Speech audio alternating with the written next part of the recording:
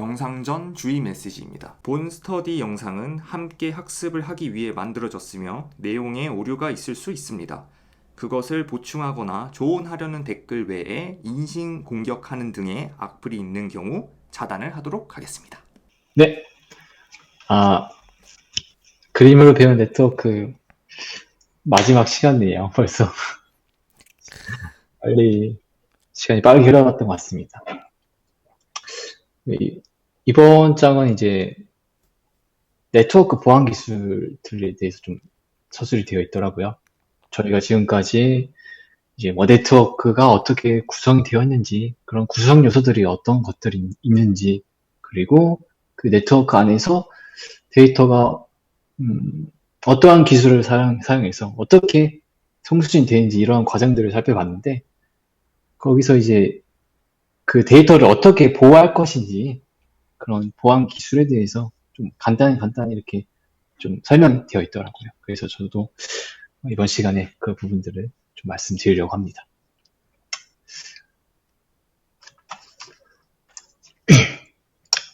아이고, 잘 보이시나요? 네, 잘 네. 보여요.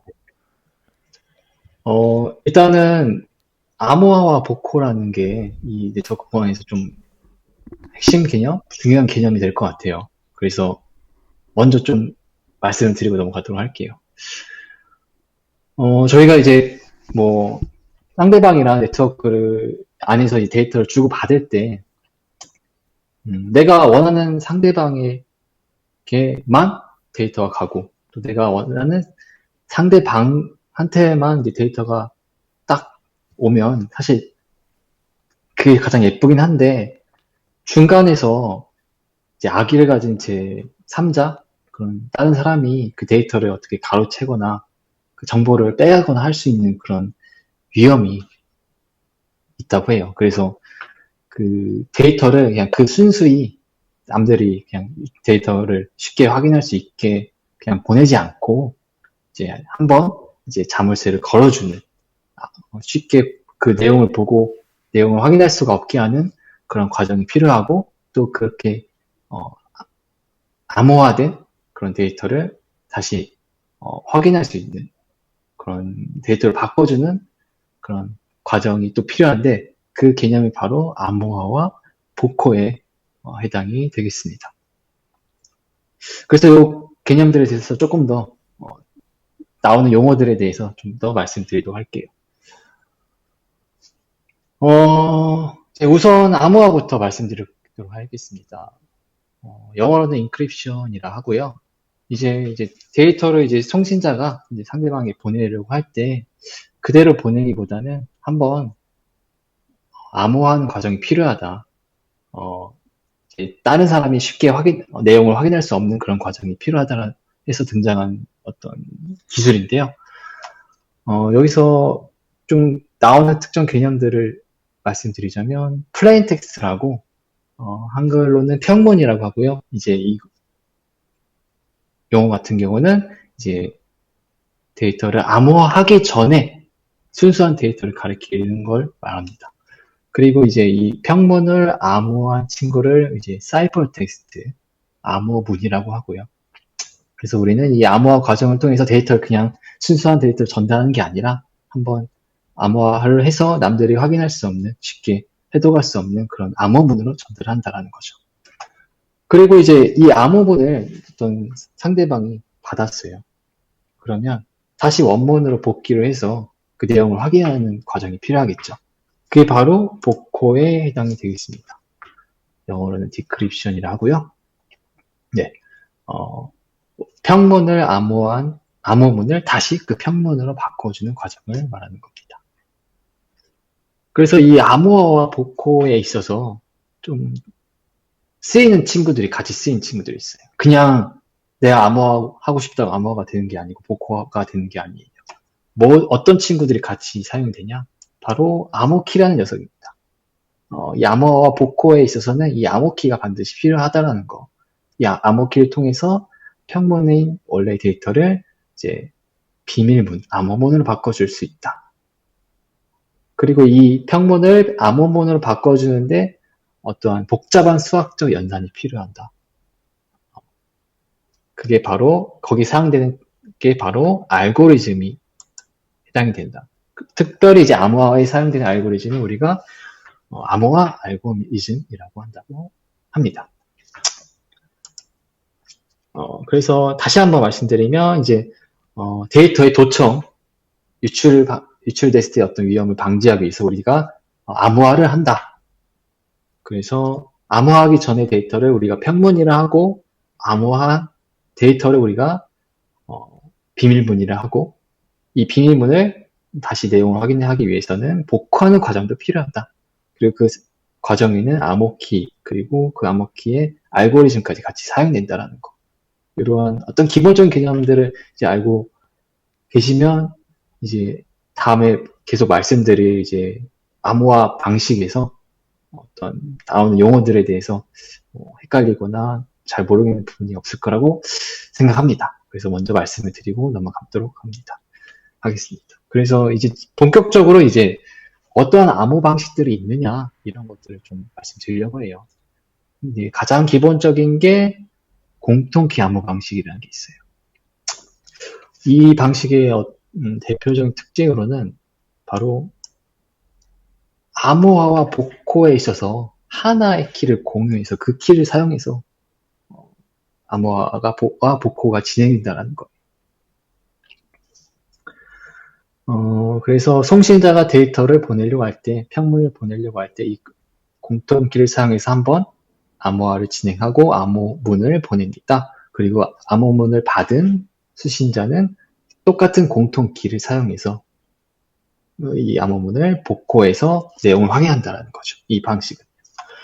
이 공통키 암호 방식은 이제 몇 가지 또 다른 용어로도 불린다고 해요. 먼저 대칭키 암호 방식이라고도 부른다고 하는데 이거는 왜 대칭키인지 사실 제가 보여드리고 있는 그림을 보시면 조금 직감적으로 이해가 되실 거예요. 보시면 암호화와 복호화에 있어서 같은 키를 사용하고 있고 이 과정이 사실상 거의 같은 대칭을 이루고 있는 걸 보실 수가 있겠죠. 근데 이게 왜 이 암호 방식의 좀 주요한 특징이 되냐 이걸 좀 말씀드리자면 다른 암호 방식이 있다 말씀드릴 건데 그 방식은 암호화와 복호화에 있어서 같은 암호키를 사용하지 않는다라는 거. 비밀키, 암호화에 있어서는 암호화에 사용된 키가 따로 있고 또 복호에 사용된 키가 따로 있기 때문에 지금에 있어서 공통키 암호 방식은 그 친구와 조금 대조되는 어떤 모습을 보이고 있죠. 그래서 이 공통키라는 게 이 암호 방식의 어떤 대표적인 특징에 대해서 네이밍까지 된 게 아닐까 싶습니다. 그리고 또 다른 이름으로 비밀키 암호 방식이라고도 부른다고 해요. 왜 비밀키냐? 지금 같은 하나의 키를 지금 공유해서 암호화와 복호가 같이 이루어지고 있잖아요. 근데 저희가 지금 데이터를 암호화하는 목적인 거죠.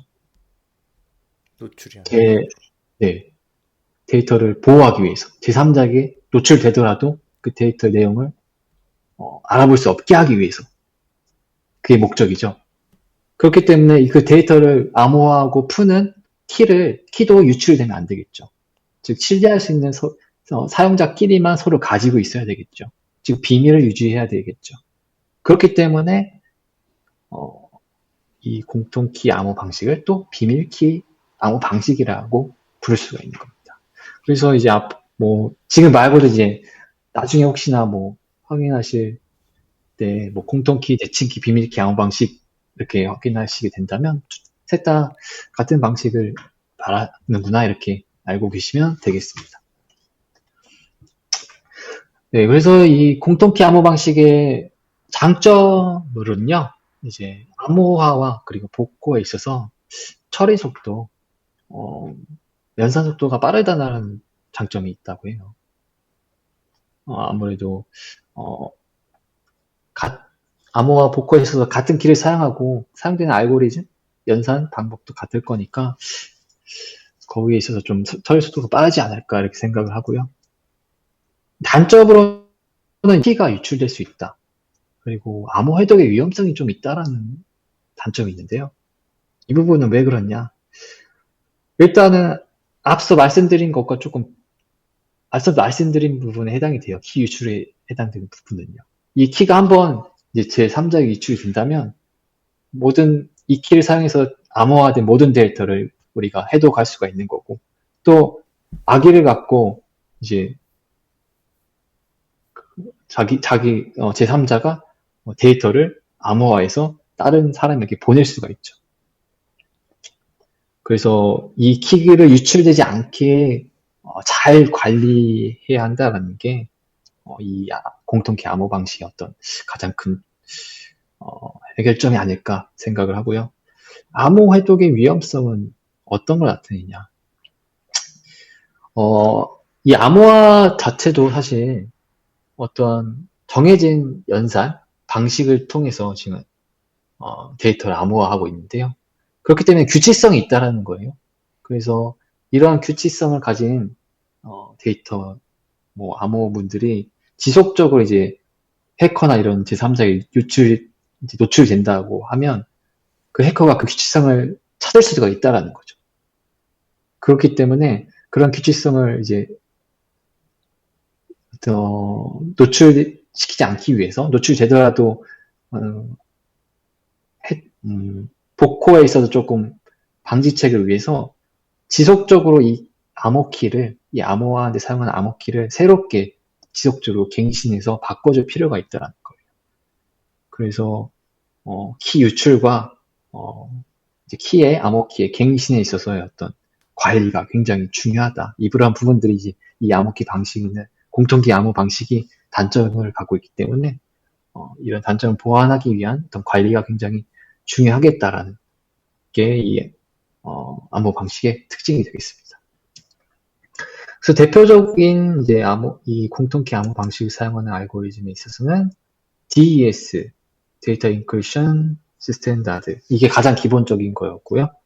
이 친구를 조금 더 보안적 측면을 강화해서 3번을 거듭해서 암호화하는 과정이 바로 트리플 DS라는 암호 알고리즘이 있다고 합니다. 그리고 이제 이쪽보다는 이제 최근에 가장 많이 사용하는 Advanced Encryption Standard, AES가 요새 가장 많이 사용된다고 하고요. 자세한 이 알고리즘들에 대한 설명은 지금은 드리지 않고, 사실 저도 말씀드리기 어려워서 개인적으로 찾아보시면 감사하겠습니다.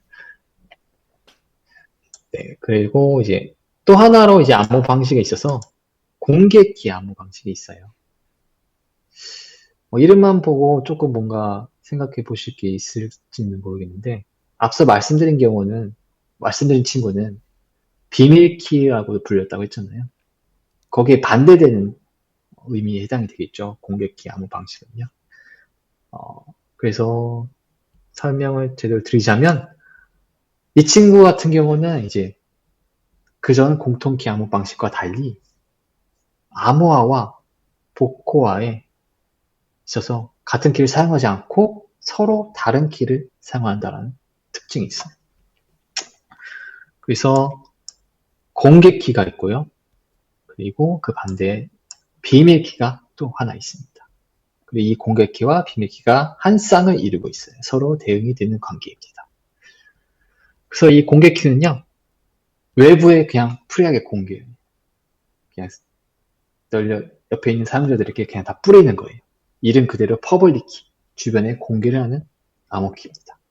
그리고 비밀키는요, 비밀을 유지해야 되는, 즉 특정 사용자만 가지고 있는, 고이 간직하고 있는 친구예요. 그래서 이 공개키와 비밀키를 어떻게 사용해서 지금 공개키 암호 방식에서 암호화를 진행하느냐? 일반적으로는 이제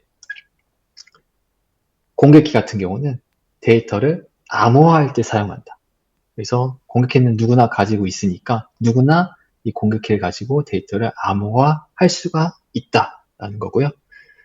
그리고 그 반대로 비밀키는요, 복호를 할 때 사용되는데, 복호는 특정한 사용자만 할 수 있다. 이 비밀키를 가진 특정한 사용자만 복호를 할 수가 있다라는 거예요. 공개키는 아무나 가지고 있으면서 이제 데이터를 암호화할 수가 있고요. 그리고 이 두 키는 한 쌍을 이룬다라는 거, 이런 특징들을 좀 알고 계시면 좋을 것 같습니다. 대표적인 공격키 암호 방식으로는요, 이제 RSA와 타원 곡선 이런 암호 알고리즘들이 있다고 하네요. 뭐 RSA 같은 경우는 이제 큰 수의 소인수 분해가 굉장히 어렵다라는 그런 특징이 있다고 해요. 그래서 이제 해독에 있어서 좀 어렵게 하는 그런 특징이 있다고 하고요. 타원곡선 암호 알고리즘 같은 경우는 타원선상에서의 어떤 이산대수의 문제가 굉장히 어렵다라는 그런 특징으로 데이터를 암호화한다고 하네요. 네. 그리고 이제 추가적인 특징을 좀 말씀드리려고 하는데요. 이 공개키 암호 방식이에요. 추가적인 특징이 뭐냐? 앞서 말씀드렸던 건 암호화는 공개키로만, 그리고 복호는 비밀키로만 한다고 말씀드렸는데 그 역도 가능하다는 거예요. 비밀키로도 우리가 암호화를 할 수가 있다. 그리고 비밀키로 암호화한 데이터를 공개키로 복호할 수가 있다. 비밀키와 공개키는 서로 한 쌍이기 때문에 일반적으로 공개키가 데이터를 암호화하고 비밀키가 복호하는 데 사용되긴 하지만 서로 그 역할을 바꿔서 사용할 수가 있다. 라는 특징. 근데 왜 우리가 이렇게 사용을 하느냐? 그걸 좀 보고 넘어갈 의미가 있을 것 같아요. 왜 이렇게 사용하느냐? 바로 이 방식을 통해서는 사용자 인증을 할 수가 있다는 거예요. 이 공개키 암호 방식 같은 경우는요, 특정한 사용자가 이 비밀키와 공개키를 한 쌍을 이제 생성을 해서 공개키만 다른 사람들한테 다 뿌리는 그런 방식이거든요. 근데 이 암호키로 특정한 개인만 갖고 있는, 특정한 사람만 갖고 있는 비밀키로 만약에 데이터를 암호화했다라고 예를 들게요. 그리고 공개키를 가진 여러 사람들이 그 비밀키로 암호화한 데이터를 받는다고 생각해 봅시다.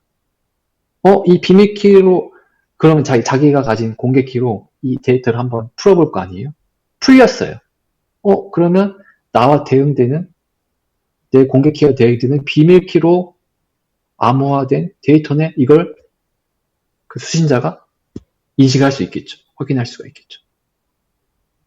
공개키로 풀린다라는 건 비밀키로 암호화된 데이터라는 걸 확인할 수가 있다라는 거고, 이 비밀키로 누가 암호화했을까? 이 비밀키를 가진 사람은 쟤밖에 없는데, 이걸 우리가 확인할 수 있다라는 거예요. 즉, 사용자를 어떤 신뢰성을 검증하는 데 사용을 쓸 수가 있다는 거예요. 이 비밀키를 사용해서 암호화하는 경우에. 그래서 이 특징을 조금 확인하고 넘어가시면 좋을 것 같아요. 왜 우리가 그 역으로 이렇게 사용하는지에 대해서 다 이유가 있을 거 아니겠습니까? 네. 그래서 이 비밀키로 암호화하는, 그리고 이 비밀키로 암호화한 데이터를 공개키로 복호하는 이 원리를 사용한 게 바로 디지털 서명이라는 기술이 되겠습니다. 정의부터 말씀드리면 데이터의 진위성과 부결성을 검증하는 데 사용하는 전자적 형태의 정보다. 그래서 과정을 간단히 말씀드리면 이제 송신자가 데이터를 보낼 때 이 디지털 서명도 함께 같이 보낸다는 거예요. 그리고 수신자는 이 디지털 서명을 받아보면서 이 데이터가 믿을 수 있는 건지, 또 믿을 수 있는 사용자로부터 왔는지, 이런 것들을 확인할 수 있다는 거예요. 간단하게 이렇게 말씀드렸고, 조금 더 그 과정을 설명드려보도록 하겠습니다. 우선은 이 디지털 서명은 어떠한 내용들로 구성되어 있냐, 이걸 말씀드리려고 하는데요. 송신자가 보내려고 하는 데이터를 로부터 해시 값을 하나 생성해냅니다. 해시 값이라는 거. 해시 알고리즘을 통해서 해시 값을 생성을 하고요. 이 해시 값을 자신이 가진 비밀키로 한번 암호화한 걸 우리가 디지털 서명이라고 해요. 디지털 서명에는 이 원래 데이터를 해시값화하고 그 해시값을 한번 암호화 처리시킨 내용이 들어가 있어요. 여기서 근데 해시값이 뭐냐 이렇게 생각을 하실 수도 있는데, 해시값이란 이제 해시 알고리즘을 통해서 계산해낸 데이터의 고유의 고정 길이값이라고 해요. 데이터가 갖는 고유값이라는 특징을 갖고 있어요. 즉, 이 고유값을 통해서 그 데이터를 식별할 수 있다는 거죠. 이것도 조금 개념을 가진 상태로 앞으로 말씀드릴 디지털 서명의 어떤 검증 과정을 좀 확인해 주시면 좋을 것 같아요. 그래서 이 디지털 서명에는 이제 이 데이터의 해시값을 암호화된 그 비밀문이 들어가 있고요. 그래서 이걸로 어떻게 데이터의 진위성을 검증하고 또 신뢰성을 검증할 수 있느냐, 이걸 말씀드리도록 할게요.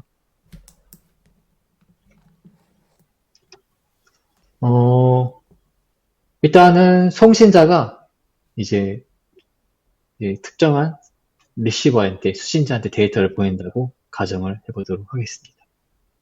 일단은 자신이 원래 보내려고 하는 데이터를 보내요. 그리고 거기에 함께 디지털 서명을 같이 보냅니다. 이 디지털 서명에는 뭐가 들어있냐? 방금 말씀드렸던 것처럼 원래 데이터의 해시 값을 암호한 암호문이 같이 들어있어요. 암호문이 같이 들어있고요. 그리고 이제 이 디지털 서명과 원래의 데이터를 수신자가 함께 받습니다. 그리고 이 수신자는 일단은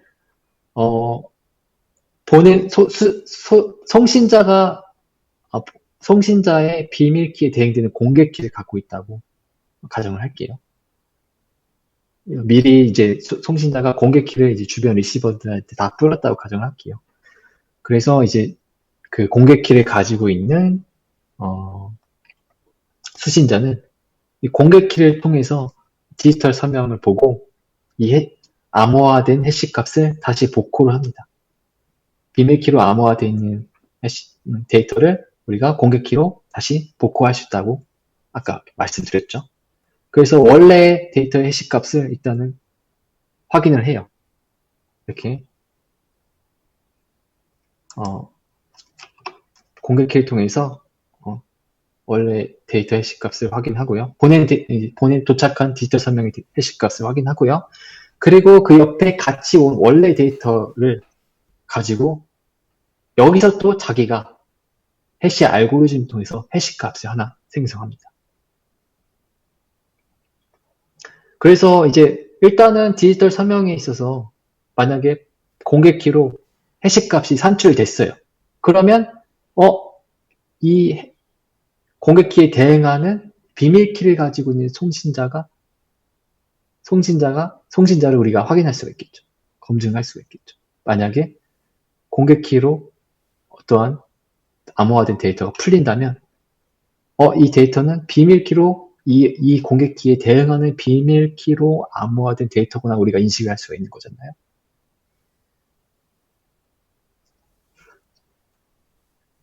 다시 한번 말씀드리면 일단은 송신자로부터 수신자가 암호화된 해시값을 받아요. 그리고 자기가 가진 공개키로 한번 풀어봅니다. 이게 풀리나 안 풀리나. 그때 풀렸어요. 만약 풀렸다? 그러면 이 공개키랑 대응하는 비밀키로 암호화된 데이터네? 검증이 된 거죠. 근데 비밀키는 누구만 갖고 있지? 쟤만 갖고 있는데? 아무나 갖고 있는 거 아닌데? 우리가 사용자를 특정할 수가 있다는 거예요. 그래서 우리가 거기서 만약에 공개키로 그 데이터가 풀린다면 저 사람이 보냈구나. 내가 신뢰할 수 있는 그 사람이 보냈구나. 진위성 검증이 된다는 거예요. 여기서. 질문이 있습니다. 네. 요게 제가 그래서 이 부분이 이해가 잘 안 가가지고 저도 아까 질문을 적어 놓은 거긴 한데 네, 네네. 네, 딱 잘 걸렸네요. 일단 지금 디지털 서명이 하나 오고, 그리고 해시로 이제 만들어진 해시값 데이터가 온다는 거죠. 아, 두 개가 지금 전달이 된다는 건가요? 데이터가 같이 전달이 되는데 이 데이터는 해시 데이터라는 거고, 다시 말씀드릴게요. 일단 두 개가 같이 전달된다는 거 맞는데, 네, 하나는 그냥 원래 데이터. 네, 그냥 원래 데이터인데, 그러니까 해시로 된, 아니요. 그냥 진짜, 그냥 원래 데이터, 네. 생 데이터라는 그냥 거, 진짜 네, 원래 데이터. 생 데이터가 하나 있고, 네, 또 하나가 디지털 서명인데, 그 디지털 서명에 뭐가 들어가 있느냐? 해시 값이 암호화된 해시 값이 들어가 있다는 거예요. 이거죠, 이거죠. 그 디지털 서명이라는 게 아까 전에 보니까 원래 데이터에서 해시 값을 빼온 거를 비밀 키로 네, 암호화를 시킨 게 디지털 인증서다라고 하신 게 네, 지금 그건 네. 거죠. 디지털 시그너처다, 그게. 네, 그리고 네. 그거랑 원래 데이터, 생 데이터 하나 같이 보낸다. 오케이. 생 데이터 보냈다. 네, 네. 이해했어요. 받았어요? 네, 이제 비교. 받았습니다. 네, 그래서 비교를 할 거예요. 네, 일단은 디지털 서명에서 그 암호화된 해시 값을 확인해요. 그리고 자기가 가진 비밀 공개 키로 한번 풀어봐요. 네, 만약에 풀린다라는 건 이 공개 키에 대응되는 비밀 키로 암호화된 데이터라는 걸 우리가 알 수 있겠죠. 네, 그리고 이 비밀 키로 암호화된 데이터는 비밀 키를 가진 사람만 암호화시킬 수 있다는 거잖아요. 네, 근데 이 비밀 키는 아무나 가지고 있지 않아요. 네. 즉 사용자를 특정할 수가 있다는 거고, 그래서 거기에 있어서 우리가 믿을 수 있는 사용자가 보낸 거구나. 이거 우리가 한번 검증할 수 있다는 거예요. 음, 비밀 키로 암호화된 해시 값이 내 공개 키로 풀렸어요. 네. 그렇다는 건 서로 대응되는 친구라는 거고, 비밀 키는 아무나 갖고 있지 않기 때문에 내가 신뢰하는 사람만 갖고 있기 때문에 누가 보냈는지 확인할 수가 있다는 거죠. 오케이. 그럼 거기에 대해서 두 가지 질문이 더 생겼는데, 네. 일단 그게 풀렸다라는 거를 어떻게 알 수 있는지가 첫 번째 궁금하고, 두 번째는 그렇다면 공개 키에는 누가 발급했는지에 대한 정보가 나와 있구나라는 생각이 들거든요. 그래야 비밀 키를 누가 갖고 있는지를 알 수가 있을 테니까. 그게 맞나요? 어, 첫 번째가 질문하셨던 게 네. 첫 어떻게 번째가 알 수 있느냐? 그쵸. 어떻게 이게 공개 키로 딱 풀었는데 정답인지 아닌지 알 수 음, 있을까라고 하는 거죠. 예를 들면은 만약에 모든 공개 키로 뭘 했었을 때 0이 나온다라던가 무조건 1이 나와야 한다라던가 뭐 이런 정답이 스태틱한 정답이 있어야지 아 이게 풀렸네라는 게 확인이 되지 않을까 싶어서요. 음. 근데 뭔가 앞선 그림을 통해서 말씀드리자면 네. 아예 그 방식이 다르지 않을까. 딱 이게 복호된 데이터다라는 거 확실하게 딱 눈으로 보이지 않을까 싶거든요. 이렇게 보시면 네. 원래는 이제 막 그냥 디지털로 네. 이진 데이터로 이제 보인다 치면 암호화된 데이터는 이렇게 뭐라 해야 되냐. 그쵸. 이상한 기호들이 막 들어가죠. 예. 그래서 그 딱 형식 자체가 달라서 딱 음. 풀렸는지 안 풀렸는지 그걸 거기서 확인할 수 있지 않을까 싶거든요. 사실 저는 그 의문은 갖진 않았어가지고. 아, 네. 근데 여기서 보면 또 디지털 인증서랑 해시 값이 데이터랑 다르긴 하지만 뭔가 두드러지는 이게 그거다 그 특징은 안 드러나 있잖아요. 네. 그러네요. 그럴 수 있겠네요. 어떻게 알 수 있을까? 근데 아까 전에 제가 듣기로는 생 데이터를 해시로 만들어서 그 해시 값과 인증서에 있는 그 값을 이제 공개 키로 풀었을 때 해시 값이 같으면은 아 이게 풀린 거구나라고 이해를 했었었거든요. 맞아요. 그때 이따 말씀드리려는데 거기서 풀려버리네요. 아, 그렇구나. 죄송해요. 제가 풀어버렸네. 아,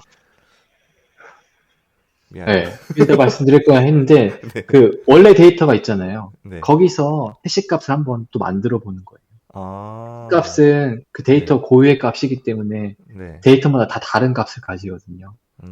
그래서 네. 내가 만들어 본 해시값이랑 디지털 서명에서 뽑아낸 해시값이 같다라는 거는 네. 이 데이터가, 어, 문제없이 도착했구나.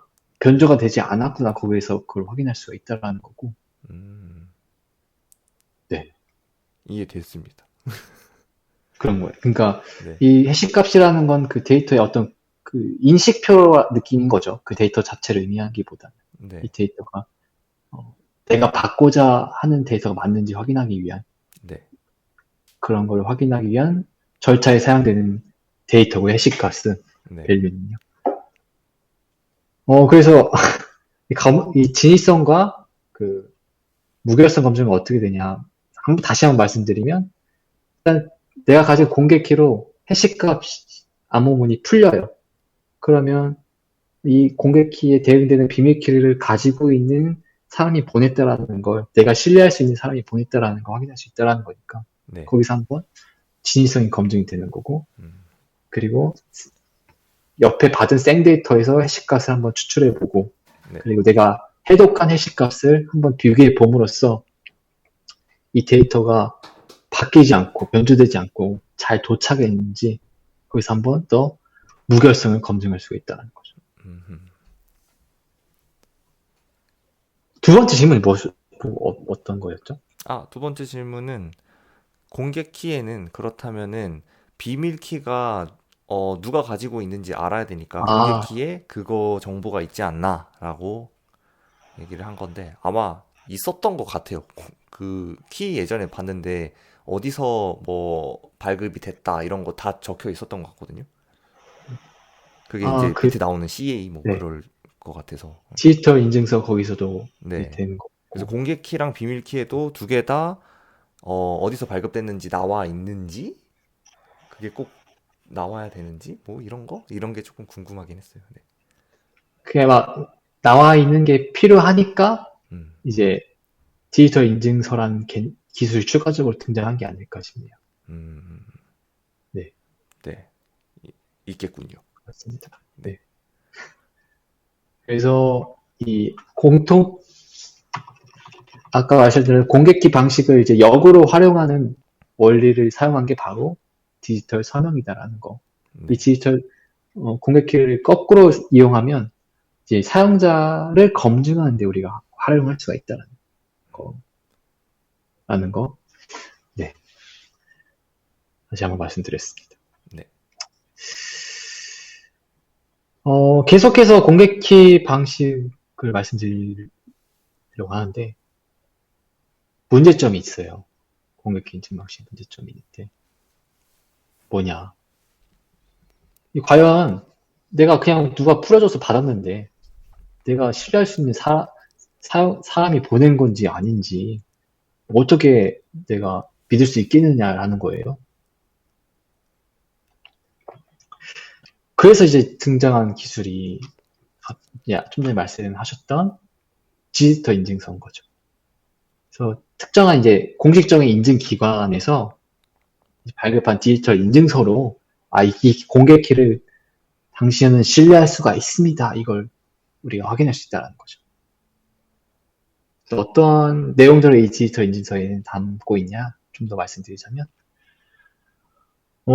일단 인증기관 CA에서 이제 발급을 합니다. 특정한 사용자의 디지털 인증서를 발급하는데 거기에 어떠한 내용들이 들어가 있냐? 일단은 공개 키를 소유하고 있는 소유자의 정보가 들어가 있습니다.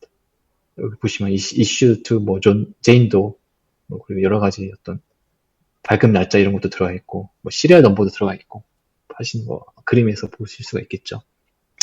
그래서 이걸 보고 이제 이 공개키가 누가 보냈는지 이걸 확인할 수가 있는 거고요. 그 다음으로 이제 공개키도 같이 들어가 있어요. 그래서 이 디지털 인증서를 주고 받을 때 이제 공개키도 같이 거기 들어가 있는 거고 이 공개키를 어떤 공격키의 신원을 증명할 수 있는 정보도 같이 들어가 있는 거죠. 그리고 이걸 누가 검증했냐? CA에서 검증했다. 인증기관에서 검증했다. 인증기관의 서명까지 함께 들어가 있는 거죠.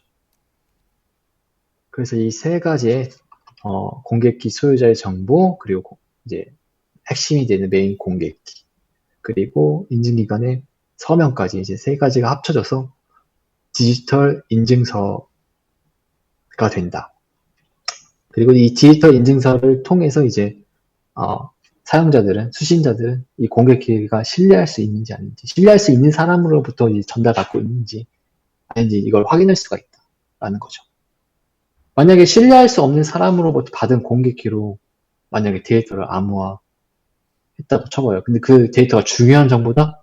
그러면 악용하는 제3자가 그 공개키로 사용해서 암호화한 내 정보를 자기가 가진 비밀키로 해독해서 그냥 가져갈 수가 있다는 거잖아요. 그렇기 때문에 이 공개키의 신뢰성이 있어서 중요하다라는 거고, 이 신뢰성을 검증하기 위해서 디지털 인증서라는 어떤 기술이 등장했다는 거죠.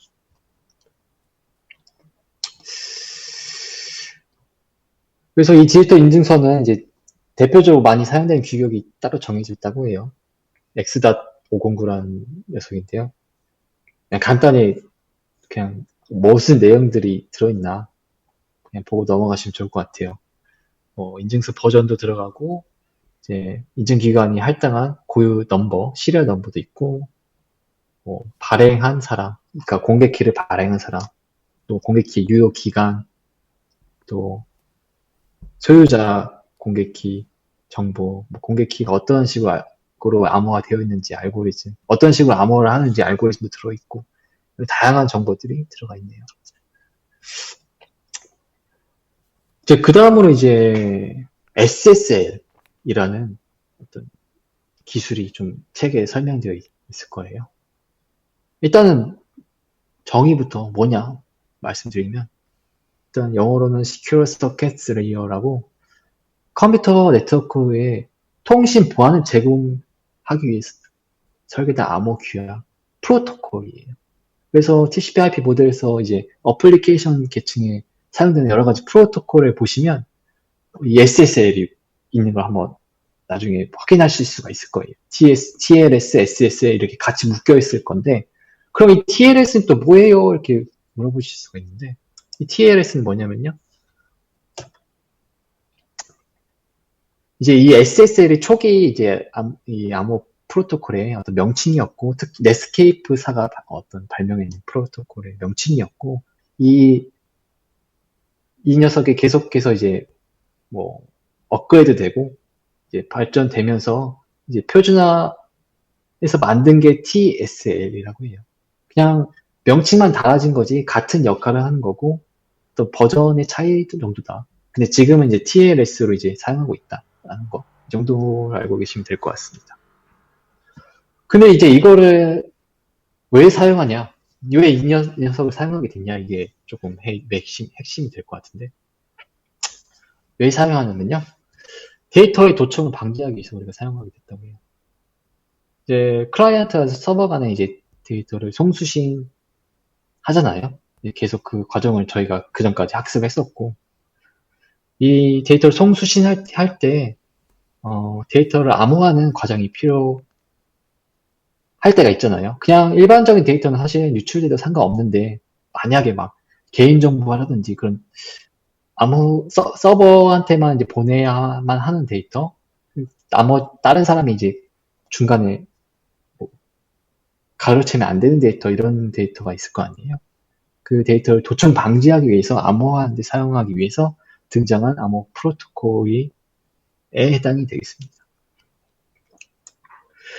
그래서 근데 이제 어떻게 이제 이 SSL, TLS 방식이 적용됐냐, 우리가 확인할 수 있는 방법이 있는데요. 인터넷 창 보이시나요? 아니요. 안 보이시나요? 네. 아하. 그냥 말로만 설명드리면, 그 컴퓨터 있으시니까 그냥 아무 구글 같은 데 들어가시면 URL 주소창이 있을 거예요. 네. 그 맨 왼쪽에 그 자물쇠 버튼이 보이시나요? 아, 네네. 그 자물쇠 버튼을 한번 클릭해 보실 수 있으시겠어요? 자물쇠를 클릭. 무슨 팝업이 뜨나요? 네, 네. 뜨네요. 이 사이트는 뭐 보안 연결 HTTPS가 사용됐습니다. 이런 게 확인하실 수가 있나요? 네, 있습니다. 네. 그래서 이러한 자물쇠가 채워져 있고 또 눌렀을 때 뭐 이런 HTTPS 보안이 사용되었습니다. 이런 메시지를 확인할 수가 있고 그냥 애초에 URL 주소 자체가 앞에 HTTPS 이런 게 붙어 있는 URL 주소라면 이 SSL, TLS 통신 규약이 적용된 어, 웹사이트다, 웹서버다 이런 걸 확인하실 수가 있어요. 실제적으로. 그래서 이러한 사이트들은 이제 안전하게 이제 검증된 사이트들 때문에 우리가 신뢰하고 데이터를 주고받을 수가 있다는 거죠. 뭐 혹시 경험하실 적 있을지 모르는데 잘못해서 URL을 뭐 하나나 두 개 틀려서 그 웹사이트에 접속을 해보신 적이 있으실 수도 있는데 혹시 그러다 보면 일단은 그 URL 주소를 도메인 주소를 가진 친구들이 있긴 한데 그 사이트 접속하면 지금과 다르게 막 이 보안이 안 되어 있다 이런 게 아마 확인하실 수가 있어요. 저는 어쩌다 한번 확인한 적이 있었거든요. 그래서 이러한 부분들에 좀 차이가 있다라는 거 실제적으로도 확인할 수가 있다라는 거 말씀드리고 넘어갑니다. 네. 근데 이 친구의 좀 특징이 뭐냐? 아까 계속해서 말씀드렸던 암호 방식을 사용하고 있다라는 건데 특정 하나의 암호 방식만 사용하는 친구가 아니라는 거예요. 바로 공개키의 암호 방식과 공통키 암호 방식을 모두 사용하는 하이브리드 방식이라는 거죠.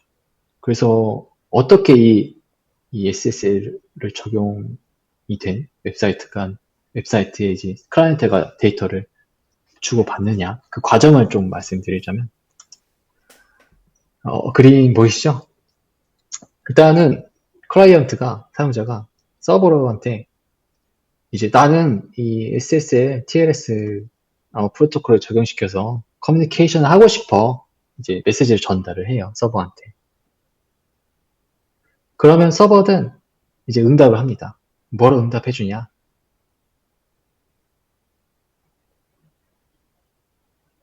암호화된 공개 키와 그리고 인증서를 같이 전달해 줍니다. 그리고 클라이언트는 이제 인증서를 확인해요. 아까 말씀드렸던 디지털 인증서에 해당이 되는 거예요. 그래서 이 서버가 신뢰할 수 있는 사람인지 아닌지, 이 공개 키를 믿어도 되는지 아닌지, 믿고 사용할 수 있는지 아닌지, 이걸 디지털 인증서를 통해서 거기서 한번 확인을 합니다. 그래서 거기서 OK가 됐어요. 그러면, 자신이 가지고 있는 공통키를 서버로부터 받은 공개 키로 암호화시켜서 서버한테 보내요. 이해가 되셨나요? 서버로부터 받은 공개 키로 자신이 가지고 있는 공통키를 암호화시켜서 보내요. 공통키를 보내요. 네. 그리고 서버는 이제 공통키를 받았잖아요. 클라이언트에. 네. 그리고 암호화되어 있잖아요. 근데 그 공통키가. 그래서 자신이 보낸 공개 키로 암호화된 데이터니까 한번 자신이 가지고 있는 비밀키로 한번 풀어보는 거예요. 풀렸어요. 그러면 이제 서버와 클라이언트가 같은 공통키를 소유하고 있게 되는 거죠. 여기서부터는 이제 지금까지는 계속 공개키 방식이었지만 여기서부터 이제 공통키 암호 방식을 사용할 수가 있는 거예요. 그래서 서로 공통키를 가지고 있기 때문에 마음 편히 그 공통키를 가지고 데이터를 보내고 받고 할 때 암호화시키고 복구시키고 자유롭게 한다라는 거죠. 공통키에 어떤 그 취약적인 부분들이 있었잖아요. 이 키가 유출되면 안 되고, 배송에 대한 문제가 있었죠. 키 배송 이슈 문제 이런 게 중요했는데 그거를 한번 공개 키 방식으로 한번 검증을 해서 그 위험을 삭제시킨 거죠. 음, 그래서 공개 키와 공통 키 두 가지 암호 방식을 사용한 하이브리드 방식을 사용하고 있다. 이 SSL 네트워크 통신 보안에 사용되는 암호 프로토콜. 이제 괜찮으실까요? 네, 알았습니다. 이해됐고요. 네, 저는 이 두 번째, 세 번째 단계를 한 번만 더 설명을 받으면 좋을 것 같은데, 일단 클라이언트가 서버한테 SSL로 커뮤니케이션 하겠다고 요청을 하면 서버가 공개 키와 인증서를 백으로 다시 준다까지 이해를 했어요. 네. 그리고 그다음 여기서 한 번만 더 설명해 주세요. 세 번째. 이제 클라이언트가 이제 디지털 인증서랑 공개키를 받았잖아요. 네. 뭐 인증서를 보고 이 공개키를 써도 될지 아닌지, 누가 보냈는지, 내가 원하는 서버가 보냈는지 아닌지 네. 확인을 할 수가 있겠죠. 아까 했었던 그리고 것처럼. 네. 네.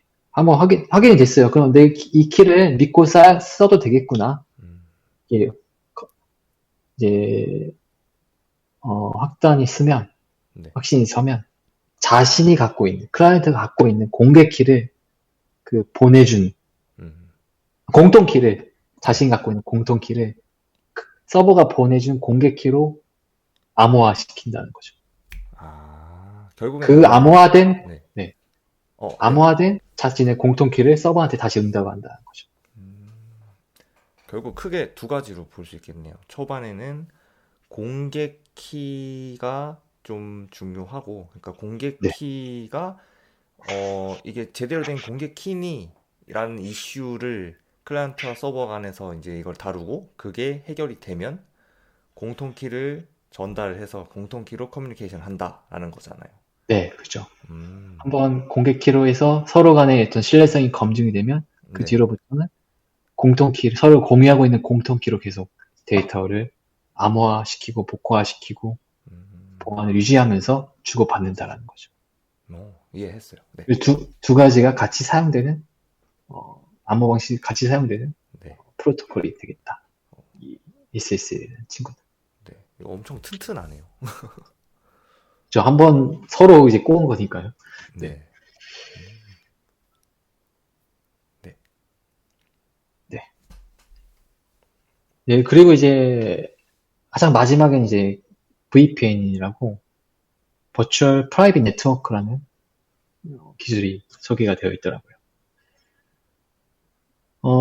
이름 그대로 프라이빗 네트워크, 사설 네트워크인데 가상으로 만든 사설 네트워크예요.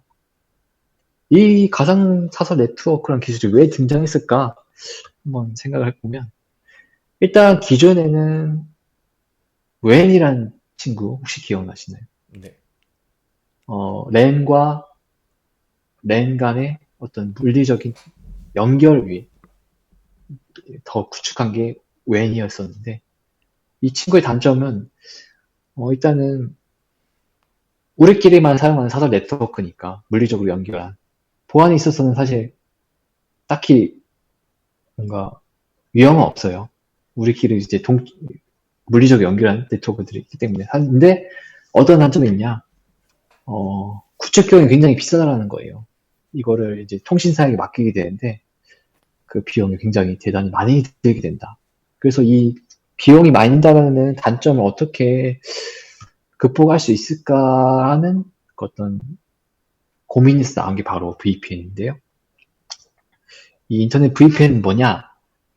이 네트워크, 랜 간의 어떤 네트워킹에 있어서 인터넷을 사용한다는 거예요. 인터넷을. 근데 이 인터넷 단점이 뭐예요? 아까 계속 말씀드렸던 데이터의 도청이라든지 변조, 이런 보안에 있어서 취약하다, 뭐 중간에서 누가 탈취할 수 있다라는 이런 단점들이 갖고 있기 때문에 이 가상 네트워크는 인터넷을 어떻게 활용하느냐? 가상으로 터널을 뚫어요.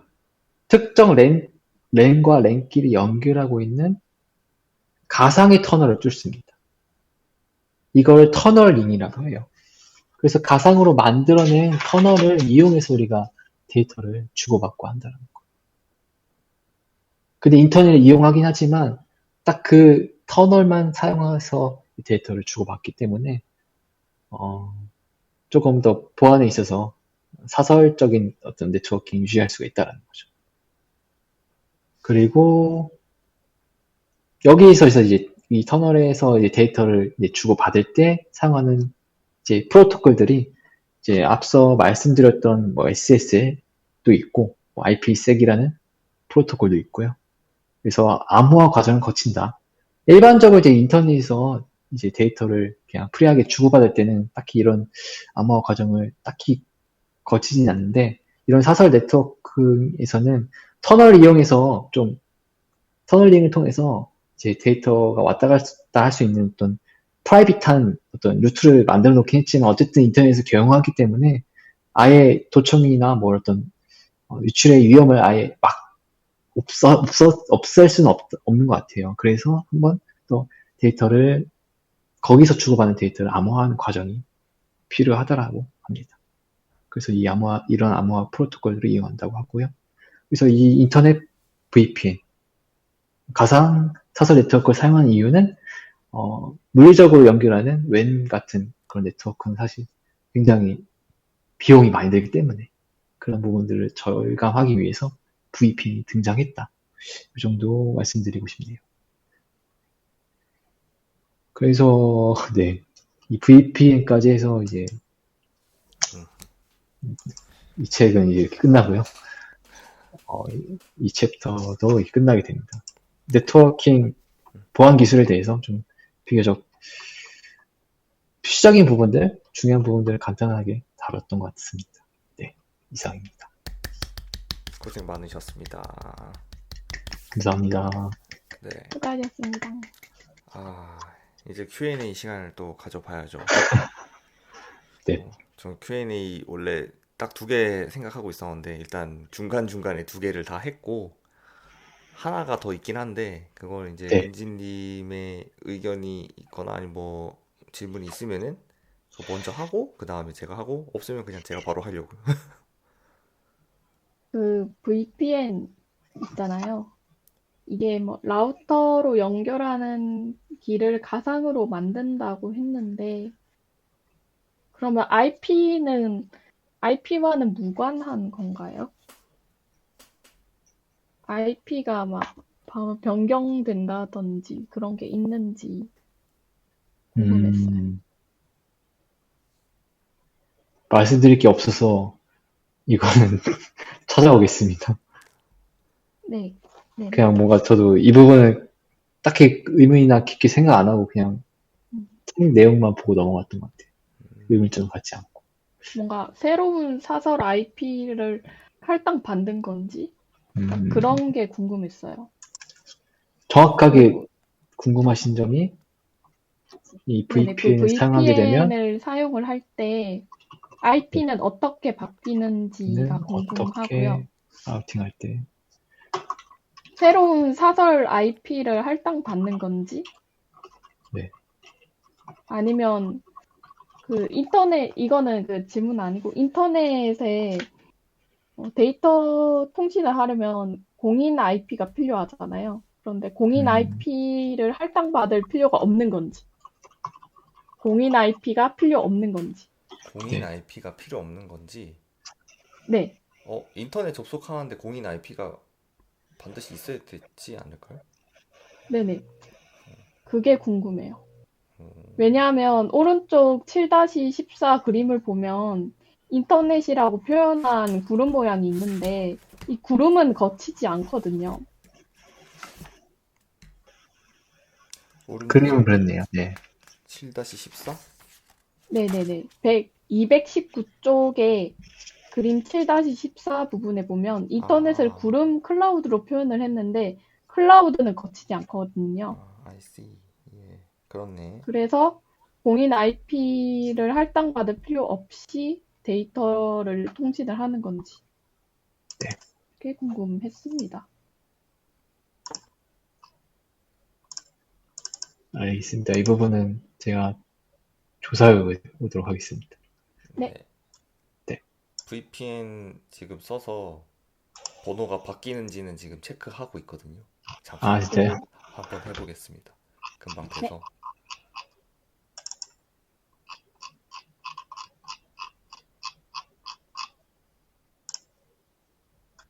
개 느리네.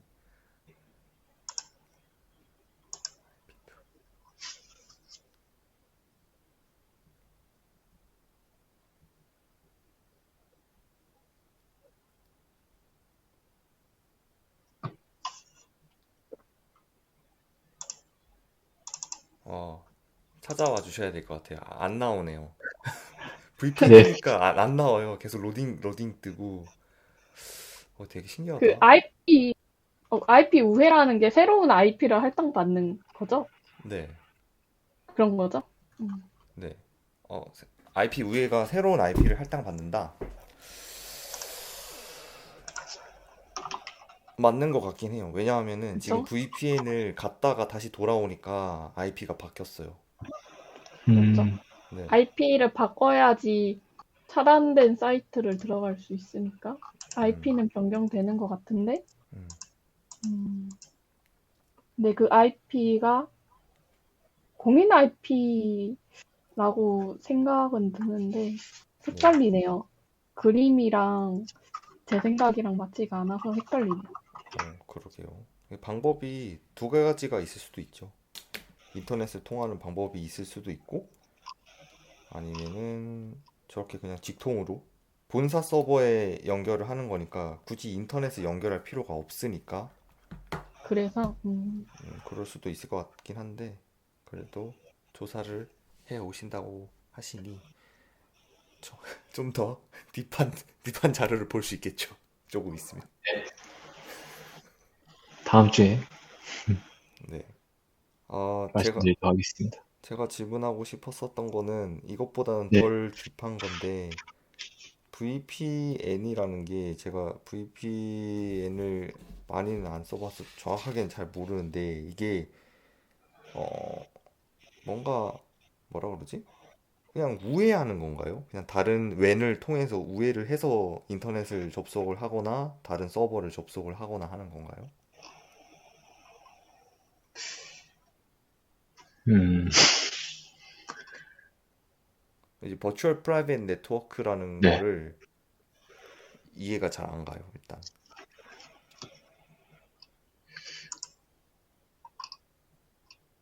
아예 VPN 특집을 해오는, 해오는 게 좋을 것 같은데요, 제가. 아, 좋습니다. 너무 책에만 내용만 했더니 정말 네. 그런 엄청 기본적인 내용밖에 저도 준비를 안 했던 것 같아요. 어, 이런 질문 받을 준비를 했어야 되는데 아닙니다. 막판에 급하게 하다 보니까 아닌데 잘하셨어요. 이 VPN이 그렇게 뭔가 중요한 건 아니니까. 뭔가 책에서는 사설 네트워크를 구축을 할 때 VPN을 쓴다 이 정도로만 하고 우리가 궁금한 것만 IP 우회나 좀 더 큰 그쵸. 영역에서 VPN을 알고 싶은데 그 그럴 때 영역까지는 책이 다뤄주질 않는 것 같아요. 네. 사실 그래서 헷갈리는 저희가 사용하는 VPN은 그럴 때 사용하니까요. 게 그쵸. 그렇죠. 우리가 접한 VPN과는 조금 거리가 멀어가지고 보안 때문에 나는 쓴다라고 네네네. 생각을 많이 했는데, 보안 측면에서만 다루다 보니까 네, 조금 헷갈리는 것 같습니다. 네, 전체적으로 좀 더 자세히 알아보도록 하겠습니다, 제가. 네. 네. 다음 주에. 감사합니다. VPN만 보셔도 될 것 같아서 네. 나머지는 다 잘 네. 해주신 것 같습니다. 감사합니다. 저도 감사합니다. 네. 들어주셔서. 그러면 일단 녹화를 종료하기 위해 여기서 공식적으로 끝내겠습니다. 수고하셨습니다. 네. 수고하셨습니다.